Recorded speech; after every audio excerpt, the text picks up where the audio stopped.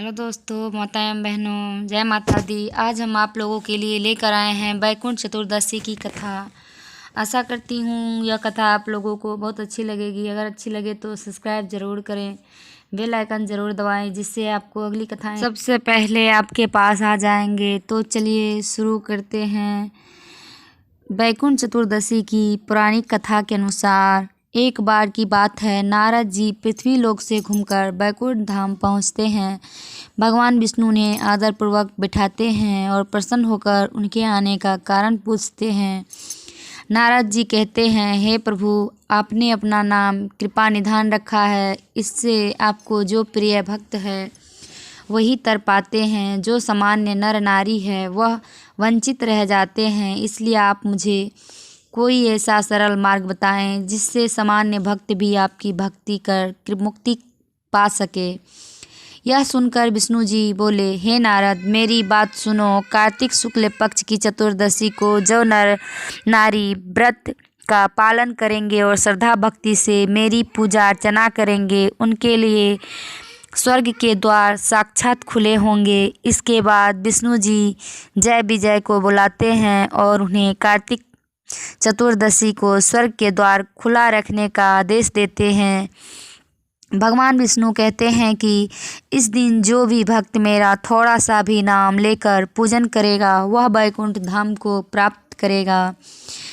कार्तिक मास की शुक्ल पक्ष की चतुर्दशी तिथि को वैकुंठ चतुर्दशी मनाई जाती है।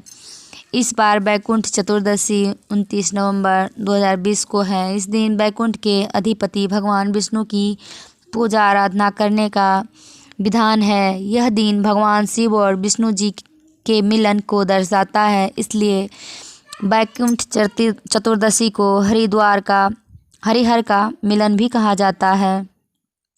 इस दिन विष्णु जी की कमल के फूलों से पूजा करनी चाहिए, साथ ही भगवान शिव की भी पूजा करनी चाहिए। इस दिन भगवान विष्णु की पूजा अर्चना करने से वैकुंठ धाम की प्राप्ति होती है।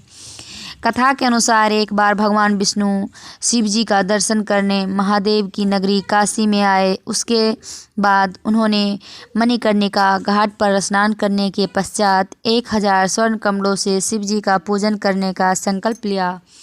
विष्णु जी की परीक्षा लेने के उद्देश्य से शिव जी ने उन स्वर्ण कमलों में से एक कमल कम कर दिया। तब उस कमल की पूर्ति करने के लिए विष्णु जी ने अपने नयन कमल शिव जी को अर्पित करने का विचार किया। जैसे ही विष्णु जी अपने नयन अर्पित करने को तत्पर हुए, शिव जी प्रकट हो गए। उन्होंने विष्णु जी से कहा कि आपके समान मेरा कोई भक्त नहीं है। तब शिव जी ने कहा कि आज से कार्तिक मास की चतुर्दशी वैकुंठ चतुर्दशी के नाम से जानी जाएगी। विष्णु जी की भक्ति से प्रसन्न होकर शिव जी ने उन्हें सुदर्शन चक्र प्रदान किया। वैसे वैकुंठ चतुर्दशी व्रत की तिथि तो 29 नवंबर दोपहर 12 बजे तक रहेगा। ये 28 नवंबर 10:26 से शुरू हुई है। व्रत का विधान, वैकुंठ चतुर्दशी के प्रातः काल स्नान आदि करके स्वच्छ वस्त्र धारण करें। भगवान विष्णु के समक्ष व्रत कर संकल्प करें और शिव जी का भी पूजन करें। रात्रि के समय कमल पुष्पों से भगवान विष्णु की पूजन करना चाहिए। दूसरे दिन प्रातः उठकर शिव जी का पूजन करके ज़रूरतमंदों को भोजन करवाना चाहिए। ये थी हमारी आज की कथा। ध्यान से सुनने के लिए धन्यवाद। जय माता दी।